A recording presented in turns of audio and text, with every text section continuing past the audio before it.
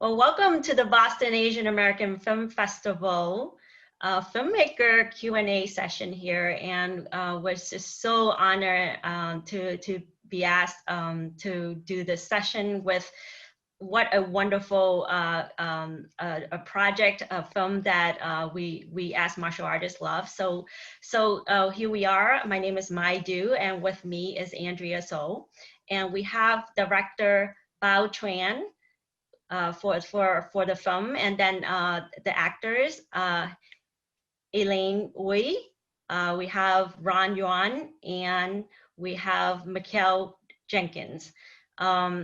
Just so you know, both Andrea and I are martial artists. We are, as for myself, I consider myself lifelong practitioner. And when we watched the film, we got to watch this film together, and we just absolutely loved it. So when we were asked to do the moderating for this film, we were thrilled. So we can't wait to talk to you. We have a few questions, and we just can't wait to hear all about the behind the scene and some of their process and the journey to this film. I'm going to hand it over to Andrea. So thank you, Sifu. Again, really excited to be here. Starting us off to be our first question. Do you all have martial arts background before this film, and what was the choreography process like for y'all? Ron, you can go ahead. You started off. We all, I think, did. For me personally, I had Kyokushin, Tang Sudo, boxing, a whole bunch of different stuff. I started off in Kyokushin though, but then I think years later with you meet friends that have different styles and you kind of trade lessons and stuff. And I had Taekwondo brothers that taught me how to throw like aerial kicks and stuff when I was a little kid. So you kind of learn all different types of stuff, even it actually coincides with choreo for film, because for film, all the stuff that we do, and we work with two of the three guys of the action team I've worked with before. So, and everyone has come from different styles, but you also embrace different styles for movie making. So the action team with Ken and Kerry and Sam, they were awesome. And we had about a week and a half rehearsals before we went up to Seattle, and then a few days up in Seattle in between shooting and stuff, and they were awesome. Yeah, for me, my martial arts background is Taekwondo. I did it when I was a kid. I did it up until I think I was about 9 or 10, and then from there I transitioned into to dance.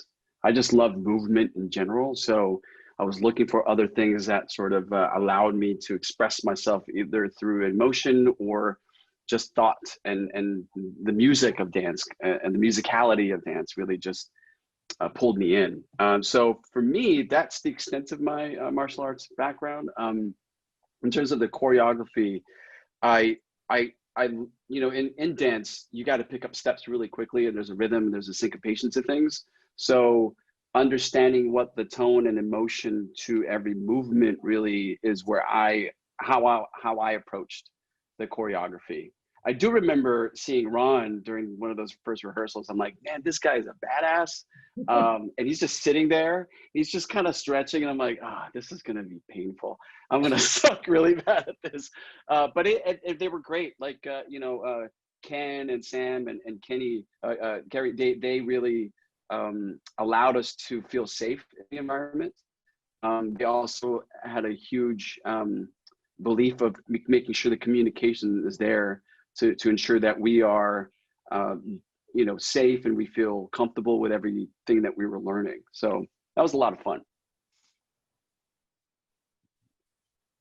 Mykel? You're on mute. Yeah, we don't see you. We don't hear you. Uh-oh. No, nothing. You on mute. I'll speak for him. So I was. Okay. I heard you for a second. There you go. Oh, now you're on mute. There you go. Mute me. Am I on mute? Yeah. There you go. Yeah.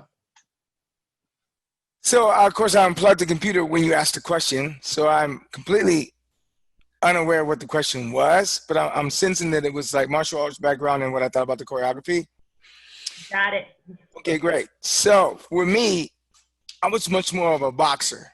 I like to box a lot. And when I was on Undisputed, that's what I did, was I boxed, and I was around all these really intense martial artists. But what I realized very quickly was like, in cinema especially, you're on the attack a lot. And in martial arts, when you're learning it, it's much more defense oriented, and it's much more patient and long, and it's a discipline that takes a lot of time. But for me, I like that kind of aggressive approach. So as I was leaving Undisputed and talking to some of the cats, they were like, well, you should try, because it's a mixture of both Krav Maga, because it's a mixture of both some martial arts and a lot of like attack oriented fighting. So I did that for like 2 years. What I learned real quick was that's not pretty. Like, what I like about martial arts is it's beautiful. Like, so I'm coming from that to this. I'm athletic. I've been kind of an athlete my whole life and everything. So like, I'm purpose driven. So for me, what I really liked about Ken and them was that we wanted to find purpose in his story. And my guy, there's a lot of backstory to him and an understanding to why I'm not slapping dudes around playing slap tag and all that. I'm trying to get him to the ground and finish it, because that's part of his thing. It's like when he turns his back on the whole martial arts thing, he turns his back on it and starts venturing over to the UFC stuff, which is much more like lacking honor, and really you just smash, it's bar fighting. So I like that Ken and them, when we met, it was like, what we're going to do is we're going to create the story within the story and make the fight part of actually what's going on with you as a character, which for me, and then it was like, first we were boxing with my guy, but I did that in Undisputed, and it was like, I said, I was wanting to try something else. And he's like, well, why don't we play around with some jiu-jitsu, some chokeholds.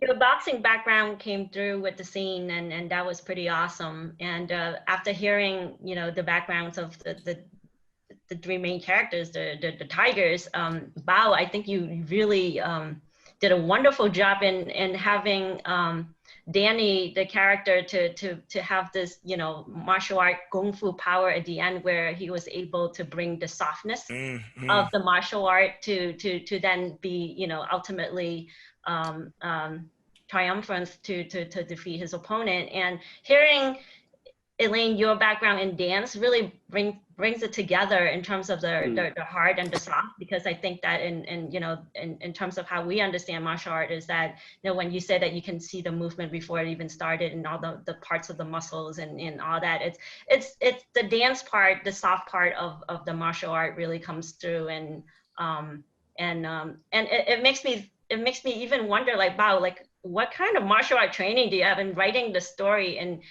being able to, bring that through for an audience that, at least for Andrea and I, and many other martial artists, it has some like real substance to the fighting, to the philosophy of fighting and the practice.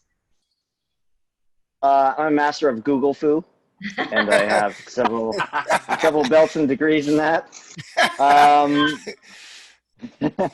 Well, Kung Fu culture is, has always been very interesting to me, and doing all these different type of martial arts, similar, as kids we did Taekwondo and stuff like that. But in terms of Kung Fu, it's like a very specific world, and almost kind of like a way of kind of seeing the balance, and as you mentioned, in terms of the way we see the world, the balance within ourselves, etc., and stuff like that. And that's what I thought was so interesting in trying to bring to the screen, because it feels like we haven't seen a lot of that kind of Kung Fu ethos in a long time, and also trying to show the good and bad of it. Then the Beimo culture, could be very toxic masculinity kind of thing, and just how to play with that as well and try to bring all that out. Well, so really well definitely all that stuff. No, thank you. Yeah. So the next question is, we know that the film was crowdfunded, and it's pretty awesome that it's an indie film, and you really kept, great integrity to the project. And how was it challenging to do the crowdfunding, and in the end, like, what was the budget like?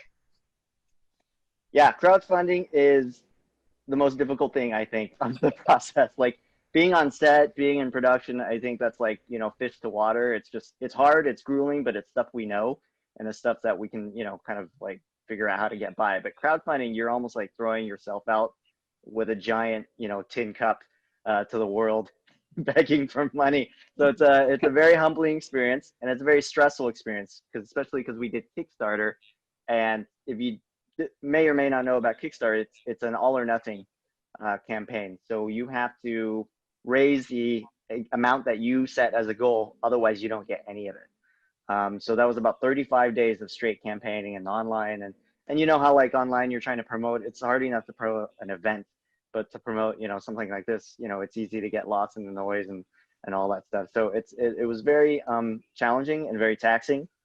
You figure out who your true friends are, and I have a long list of who's not. And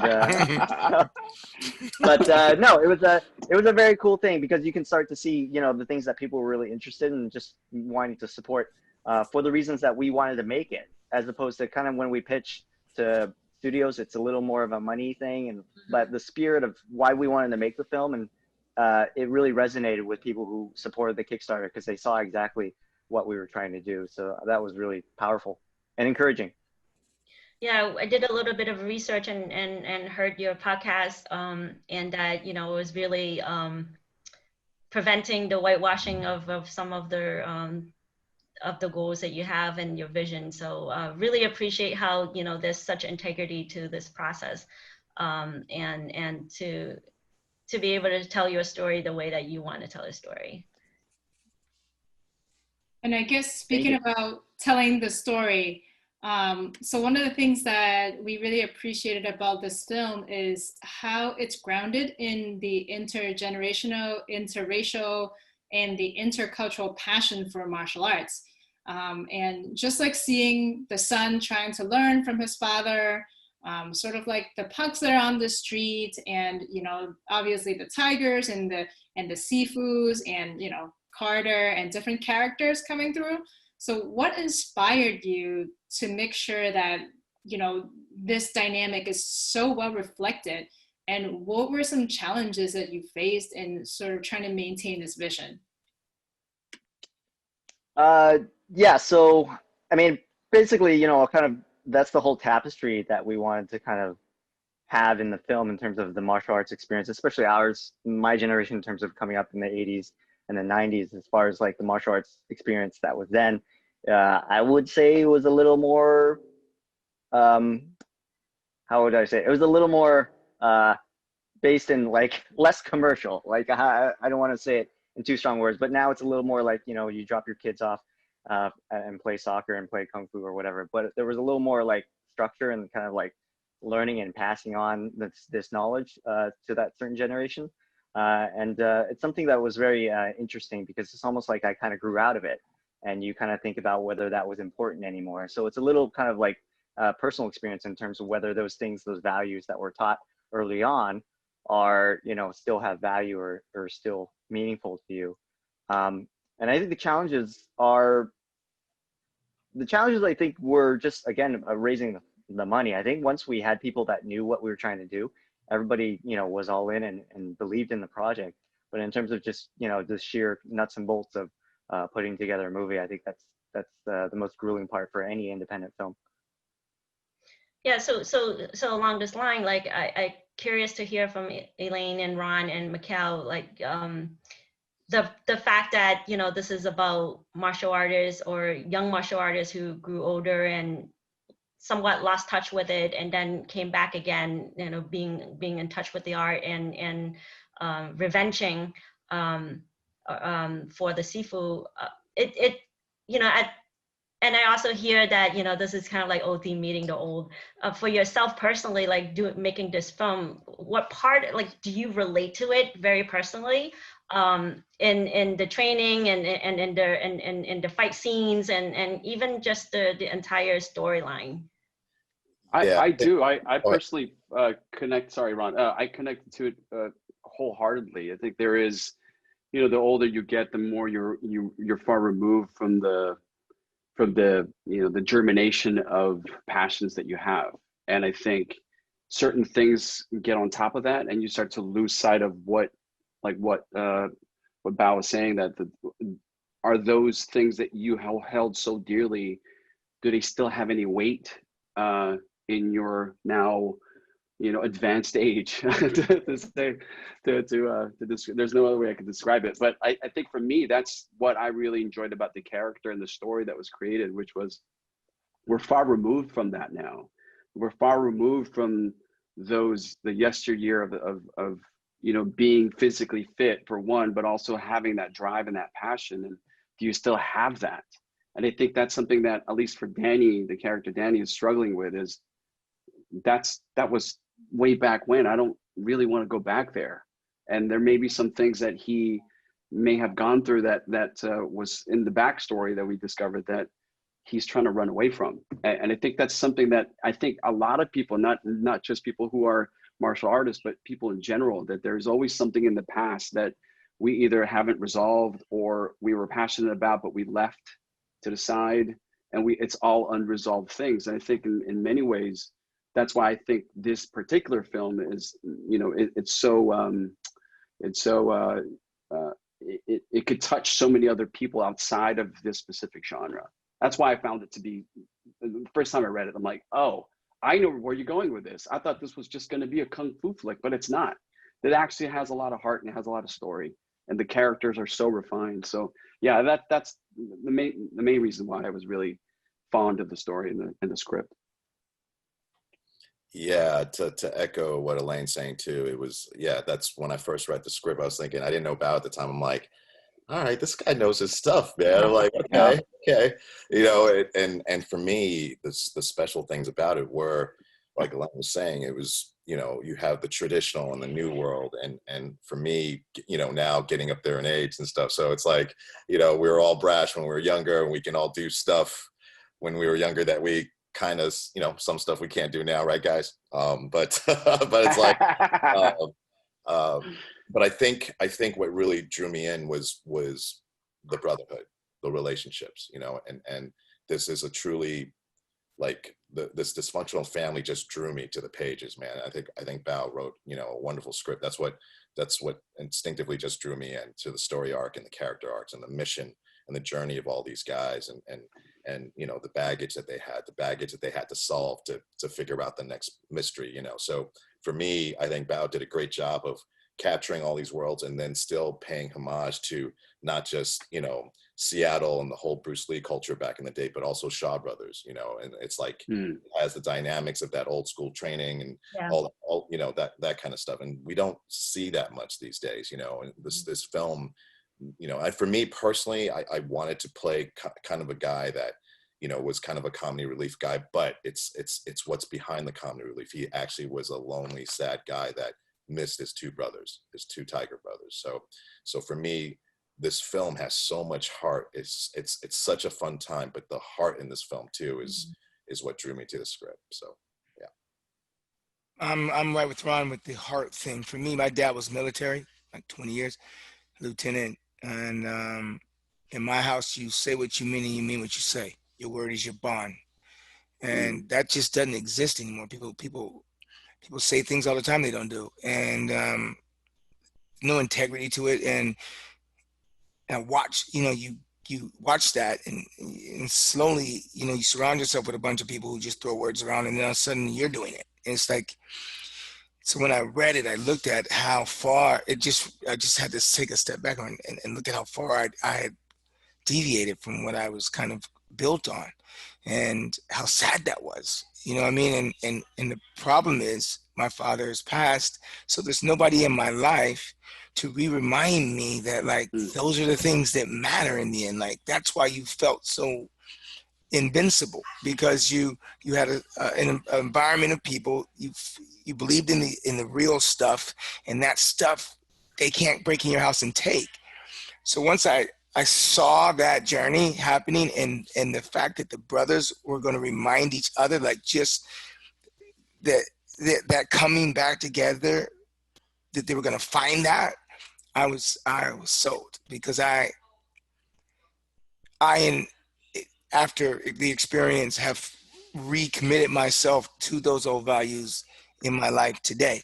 And I'm back on my son with having his word be his bond and honor, and like it's an awakening, and it's a beautiful thing. And I think that if in this time right now when fake news and this is fake and you don't know if we could just get back to those basic things that ground us all, which is what this film kind of reminds us, there's gold there. Like there's gold. And when I saw it all come together, and I was just like, man, some people are gonna walk away from this film and it's just gonna make them better people. Like, and that excites me. That excites me. I have to say you've done a tremendous job with this film, like writing it and directing it. Every aspect of the film, personally, I can relate to. I mean, I really appreciate the tradition part of it. And then the fact that, you know, the Beimo structure to the ending. There's so many Kung Fu movies out there where it's kind of like fight to the death, and it's like really gruesome and dragged out. And this like, we can really relate to kind of the, you know, round one and then round two and round three, and kept kind of that experience, particularly for Asian Americans or those who've grown up with martial art experiences and competition, you know, under their belt, where they can kind of watch this and it's like, oh my gosh, yeah, those were the days. Or like, I'm still doing that, and I just so appreciate that. And the humor in it as well. And I know Andrea had a kicker in many of these, so I'm going to leave that question to you for her. So I think I really appreciated a lot of the humor, and one of the references that really stood out to me was, you know, the reference to fortune cookies, and and you know, other parts of it is, you know, I've laughed throughout the whole entire film. So, you know, really appreciate how you put all that together. How did you come up with this? Is it, you know, when you wrote this, what were the things that inspired you to use this sense of humor? Well, I think it's just reaching back, you know, to my own experience, and also the people that you meet in martial arts, because you're going to meet a lot of yahoos in martial arts, because, you know, people are going to come to it for very different reasons, whether it's like self-development, self-defense, maybe from trauma. You know, you attract a lot of people in this one room, on one Kung Fu club itself. You're going to have a lot of people who are there for many different reasons. And yet we have you're on the same path together. So that was always interesting to me, because you could have all these people that you would never hang out with or be friends with socially, but yet here you are. And that, I think there's humor that automatically comes out from that. And then I guess it's just kind of an outlook that I kind of try to laugh at everything. But there is always something funny, because there's like, you know, there is someone who's really into the fortune cookies, and just like there's that one person who's into the fortune cookies but doesn't really work out. Like, he's just into reading, and he just doesn't really like do the drills. Like, he kind of does less reps than the others. We all know that person. It's Alain. We know. And then there's people who don't care. They just want to like whack you, you know, like you know, with, you know, thwack you in sparring, but they don't care about, you know, any hard, soft, any of that. They just want to put out their stress in a day.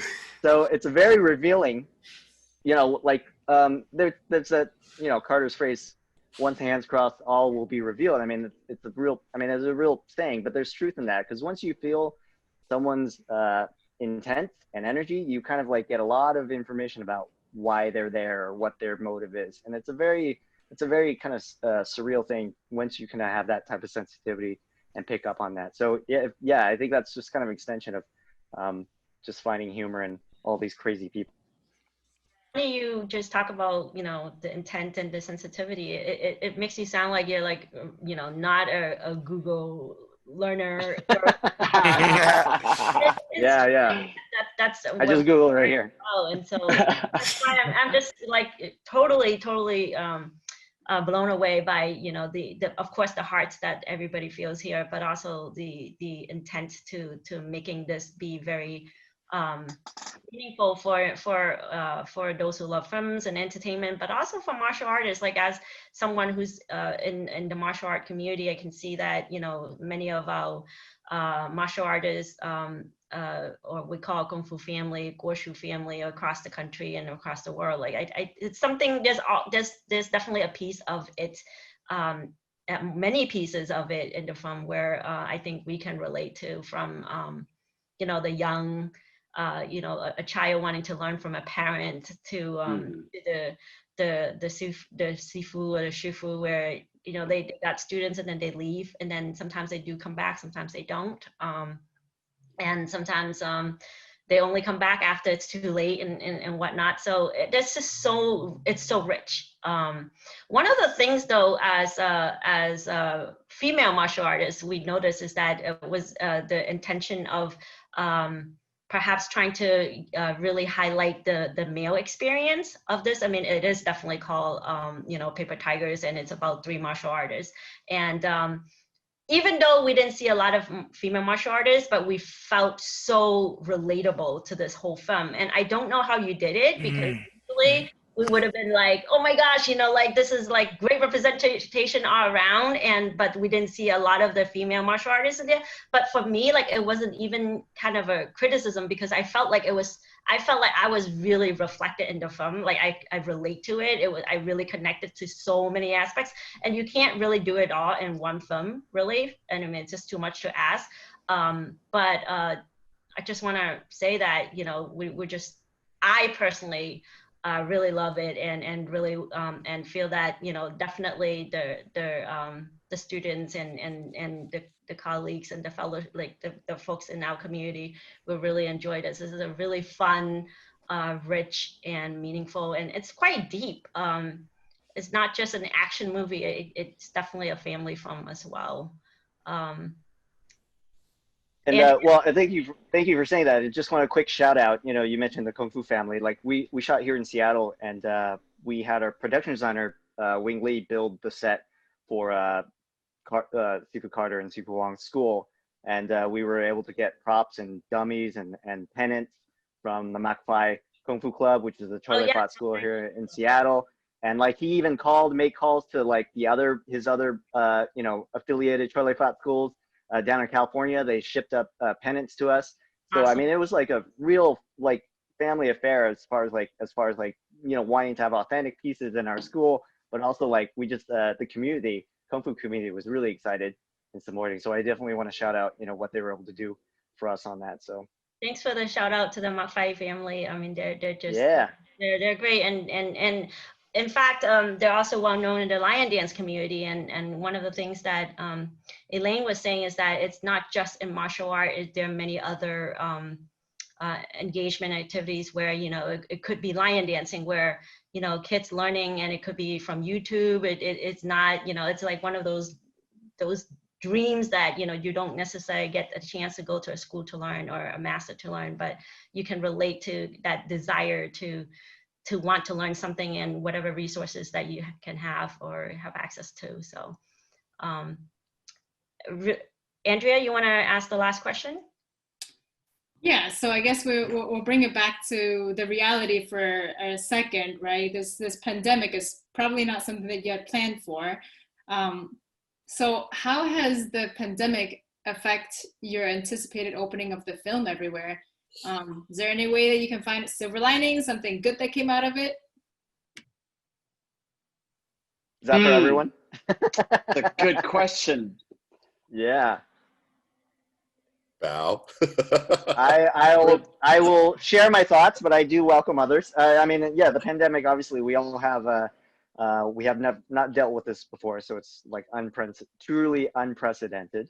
I think doing these virtual film festivals, to me, are a testament of survival, and the fact that we can figure out and not just quit, and figure out some way to keep sharing art and giving a platform for our art with each other. To audiences that maybe not have been to these film festivals in previous years, right? Just going virtual, maybe that just puts us on the radar for other people in New England that you know, wouldn't have known about BAAFF previously. So just examples like that, and trying to find, that's the silver lining that we want to be able to find. We'd love to be able to open the theaters, and that's the plan for next year. Hopefully everything will have an upturn, and we can reach some type of point where we can have, you know, safe theater outings. But again, we'll just try to figure out, like, for example, this summer, a lot of movies went to drive-ins instead of like traditional movie theaters.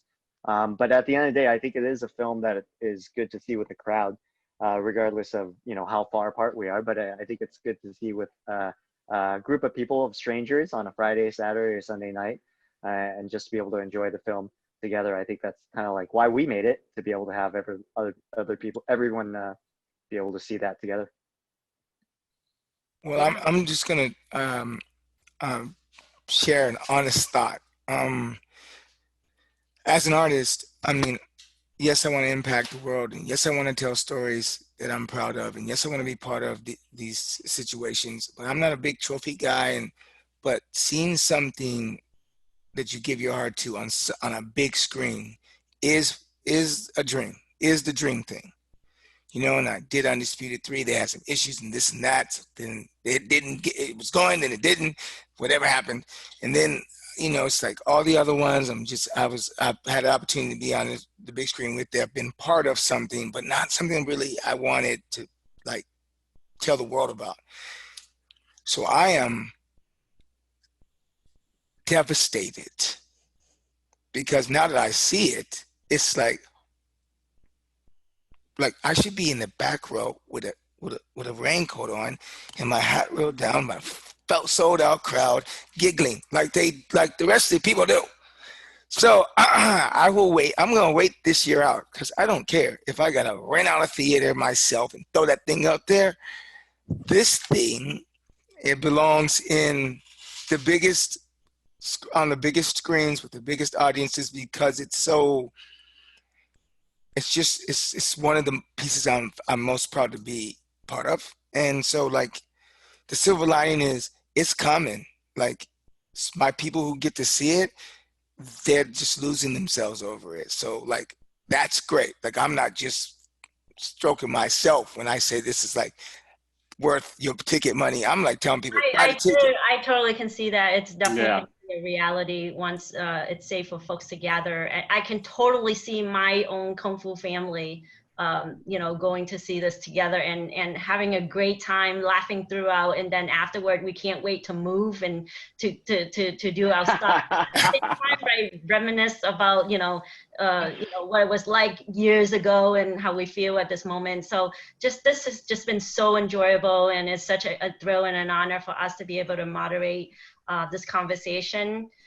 Paper Tigers, I mean, it's definitely one of my favorite films for a long time, and I'm definitely gonna talk it up and make sure that the entire martial art community will be watching and supporting this, and we can't wait to see it in theater with our friends, families, and Kung Fu brothers and sisters and uncles and aunts and everybody else. So it's been a pleasure. Thank you so much. Thanks for making a film in this genre, making it so successful, and